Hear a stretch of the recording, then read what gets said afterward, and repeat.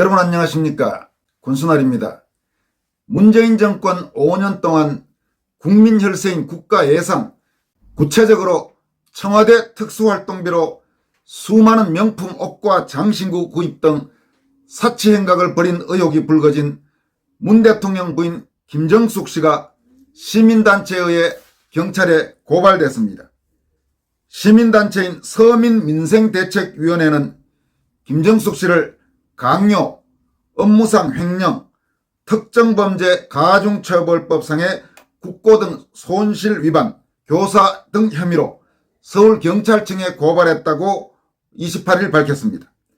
서민민생대책위는 고발장에서 김정숙 여사는 문재인 대통령 임기 동안 영부인의 지위를 이용해 청와대 특수활동비 지급 담당자로 하여금 수백 벌의 고가 명품 의류 및 신발, 그리고 수억 원에 해당하는 장신구 등을 구입하도록 강요했다고 주장했습니다.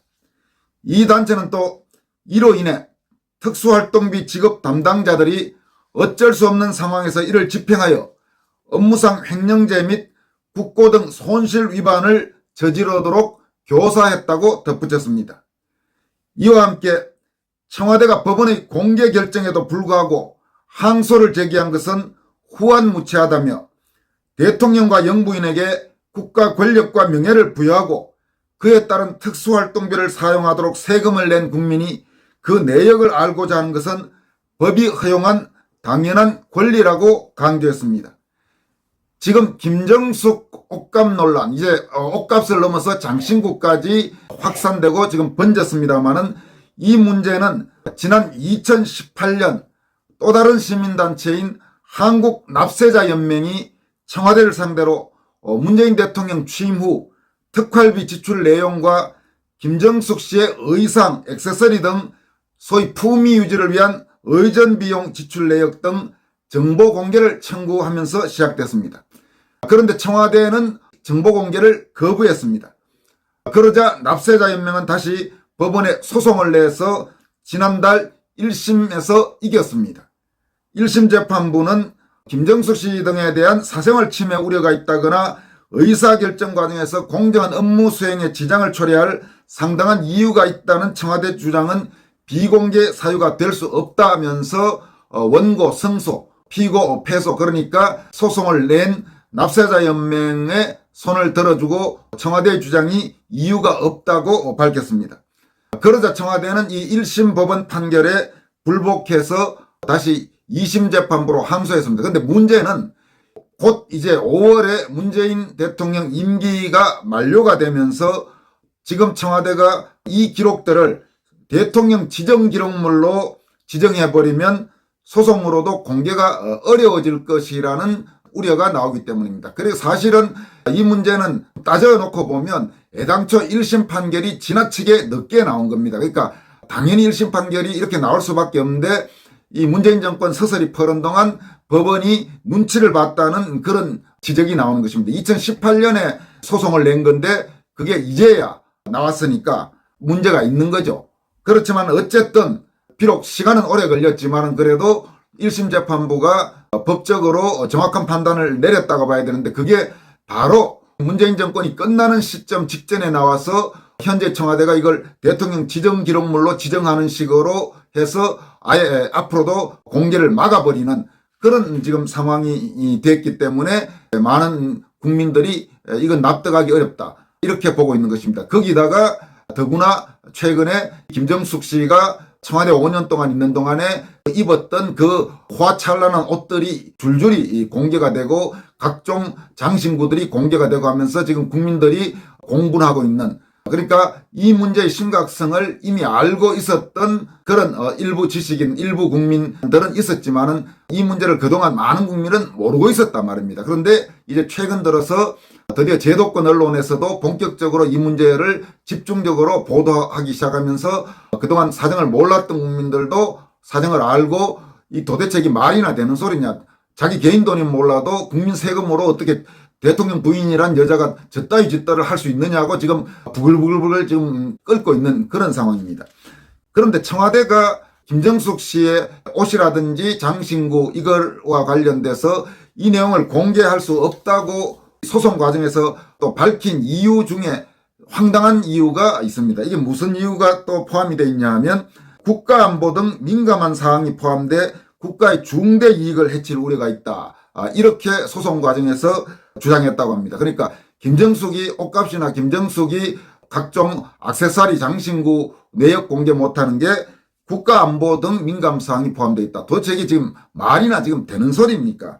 그러니까 이 내용이 지금 알려지니까 국민들 일각에서 무슨 김정숙이 옷에는 사드 발사 단추라든지 군 핵잠수함 조정장치라도 있는지 알아봐야 한다. 지금 이런 뼈있는 농담, 우스갯소리도 나오고 있는 그런 상황입니다. 김정숙 문제와 관련해서 이어지는 소식은 지난 26일 김정숙 옷값 그리고 장신구 이 문제에 대해서 아주 현재 청와대 쓴소리를 해서 화제가 된 심평 변호사, 그러니까 지난 5년 전 문재인 씨가 대통령이 될 때 그때 문재인 캠프에도 몸담은 적이 있었던 심평 변호사가 이틀 만인 28일 다시 현재 청와대에 대해서 이 문제를 제대로 해명하고 가라고 촉구하는 글을 올렸습니다. 이 내용도 지금 상당히 화제가 되고 있는 그런 상황입니다. 그럼 심평 변호사가 28일 올린 글의 내용을 여러분들에게 소개해드리도록 하겠습니다. 문재인 대통령 부부의 솔직한 해명이 필요한 때, 이런 제목으로 며칠 전 문재인 대통령의 부인 김정숙 씨의 과도한 사치를 나무라는 글을 포스팅했는데 이것이 뜻밖에도 세간의 화제가 되었다. 이후 저쪽의 열렬한 지지자들이 나에 대한 공격에 나섰다. 저쪽이라 하면 이제 문재인 김정숙을 비호하는 그런 세력들, 그 다음에 일부 좌파 세력 뭐 이런 사람들을 말하는 거죠. 그런 익명으로도 통할 수 있는 내 블로그에 주로 올리는데 나나 내 가족의 안전을 위협하는 섬뜩한 내용도 있다. 저쪽의 폭력적 성향은 워낙에 잘 알려진 것이고 조국 전 장관 후보자의 사퇴를 요구했을 때를 비롯하여 몇 번 그들의 비위를 상하는 글을 내어 모질게 당한 경험이 있으나 이번의 강도가 워낙 세어서 새삼스럽다. 그러니까 이제 심평 변호사는 5년 전에는 문재인 대통령을 지지했지만 막상 문재인 정권 들어서고 하는 행태들을 보니까 도저히 아니라 해서 이제 비판적인 입장으로 돌았었죠. 그리고 특히 조국 문제 이런 게 불거졌을 때 비판을 하니까 문재인, 조국 이런 사람들을 비호하는 그 극렬 세력들이 마구 이제 욕설 퍼붓고 막 이렇게 이제 거의 언어 폭력을 행사하면서 협박하고 이렇게 해왔는데 이번에는 특히 강도가 좀 심하다. 지금 이 이야기입니다. 그런데 왜 내가 김정숙 씨에 관해 언급한 글을 내렸다는 오보가 여러 언론사에 떴을까? 물론 나는 그런 일 없다. 저들의 무지막지하고 야만스러운 행패와 겹쳐 내가 지금 무슨 대체 현실에 갑자기 빠져버린 무시무시한 느낌마저 든다. 지금 이 내용은 뭔 말이냐면 지난 26일 심평 변호사의 글이 일제히 보도가 된 다음에 뒤에 웬일인지 일부 언론에 심평 변호사가 이거를 올렸다가 페이스북에서 내렸다는 그런 기사들이 몇 군데 떴어요. 근데 그건 전혀 사실이 아닌데 그런 기사들이 떴어요. 누가 장난을 했는지 아는 거라면 일부 기자들이 멍청하게 내용을 모르고 그대로 있는 글인데 없어진 걸로 착각한지 몰라도 올리고 다른 기자들도 일부 확인도 하지 않고 그 기사를 그냥 베껴서 받아 썼는지 해서 그런 오보들이 났던 그 이야기를 하고 있는 겁니다. 애초에 왜 이런 일이 생겼느냐 하는 점에 관해 제발 그들이 살펴보기를 바란다. 문재인 대통령은 청와대에 들어가서 개인 식비나 치약대금도 월급에서 차감하겠다고 공언했다. 이 내용은 무슨 말이냐면 문재인 정권 초반에 이게 대대적으로 청와대에서 홍보를 해서 각 언론사에 다 보도됐습니다. 문재인 대통령이 치약이나 칫솔 값도 사비해서, 그러니까 특활비가 아닌 자기 개인 돈에서 쓰겠다고 해서 문재인을 열렬히 지지하는 친여 언론 매체인 데서 와 역시 우리 문재인 대통령 훌륭해 하는 그따위 소리들을 했던 그 이야기를 하고 있는 겁니다. 그러니까 지금 이번에 이 문제가 불거지면서 나오는 이야기가 그럼 치약 칫솔은 니들 돈으로 쓰고 김정숙이 입는 명품 옷이나 뭐 장신구 비싼 것들은 나라 돈인 청와대 특활비를 썼냐, 지금 이렇게 비판하는 목소리들이 요즘 나오고 있는 상황입니다. 이어가겠습니다. 그럼에도 부인인 김정숙 씨의 과도한 사치로 보이는 점을 지적하며 그 정보의 공개를 요구하는 납세자 연맹의 정보 공개 청구에 대해 그 비용의 지출이 국가기밀이라며 거부했다. 그리고 서울행정법원이 청와대 측의 주장을 물리치고 정보공개를 판결로 명하였다. 그러나 다시 청와대 측은 판결에 불복하고 항소를 하여 이에 관한 자료를 대통령 기록물에 넣어 적어도 15년간 비공개로 하려는 꼼수를 부렸다. 물론 김정숙 씨에 관한 논란의 중심에 서게 된 브로치 한 개가 한간에서 주장하는 대로 2억 원 정도가 아니라 모조품으로 10만 원 정도에 불과할런지 모른다. 그리고 다른 의상들이나 장신구도 과다하게 부풀려 공격을 받았는지도 모른다. 그러면 문재인 대통령 부부는 깨끗하게 이 의혹을 청와대 특활비 사용 내역 공개로 밝히면 된다. 설사 그 비용이 조금 선을 넘는다 해도 그 비용이 5년 동안에 수억 원 정도에 그친다면 국민은 치약대금까지 개인적 지출을 하겠다고 한 공언을 지키지는 못했을 망정 약간의 불만은 있지만 너그럽게 수용하지 않을까 싶다. 지금 이 문단 여러분 곰곰이 곱씹어보시면 여기 아주 좀 대단한 의미가 포함되어 있는 겁니다. 그러니까 이 이야기입니다. 그러면 그렇게 정말 명품 안 하고 돈 비싼 거 안 썼으면 나라 돈 많이 안 썼으면 그냥 문재인 김정숙 두 사람 공개해라. 근데 공개해서 예를 들어 5년 동안에 김정숙이가 여기에 쓴 돈이 한 수억 원, 몇억 원 정도면 막 국민들이 그 정도까지는 이해해 주지 않겠느냐.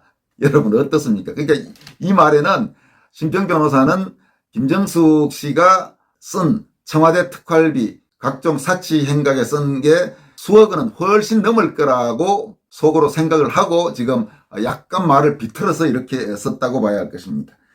이어가도록 하겠습니다. 문재인 대통령은 지난 5년간 조금 곤란한 사정이 생기면 뒤로 숨었다. 언제나 그랬다.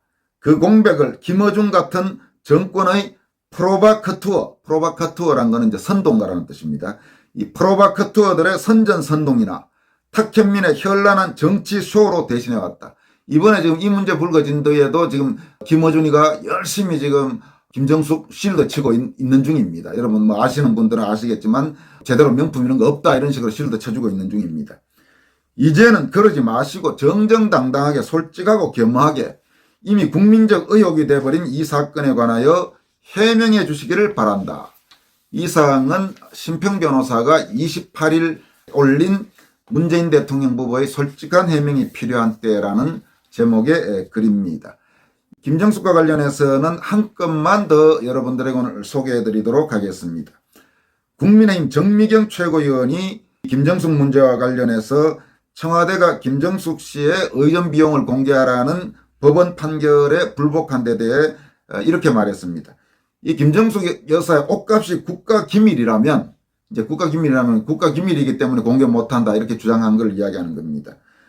문 대통령 임기 종료 이후에 장신구, 옷, 핸드백 등 모든 것을 반환해야 하는 것 아닌가 이렇게 말했습니다. 그러니까 국가기밀이면 당연히 국가 거니까 반환하라 지금 이야기입니다.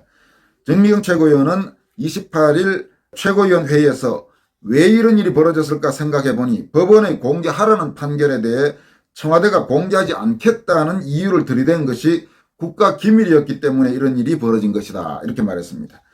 이어서 특수활동비로 대통령 배우자의 옷값을 계산했다면 그 액수를 대통령의 옷값과 비교했을 때 더 과도하면 안 되는 것은 아닌지 질문을 많이 하고 계신다. 국민들이 말입니다. 국민들께서 너무 어렵게 견디시는 삶을 생각해서라도 지지부진하게 이야기가 길게 안 가게 했으면 한다. 이렇게 말했습니다.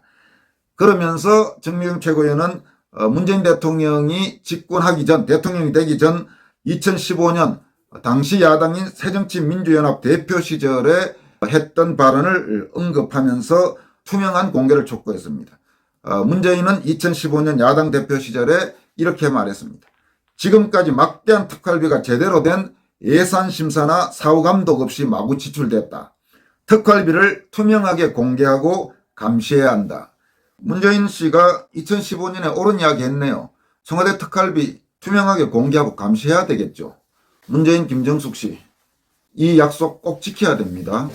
그냥 퇴임한다고 슬쩍 없던 일로 넘어가려고 하는 것 같은데 이번에 그렇게 쉽게 넘어가기 어려울 겁니다. 분명하게 경고합니다. 여기까지 하겠습니다. 고맙습니다.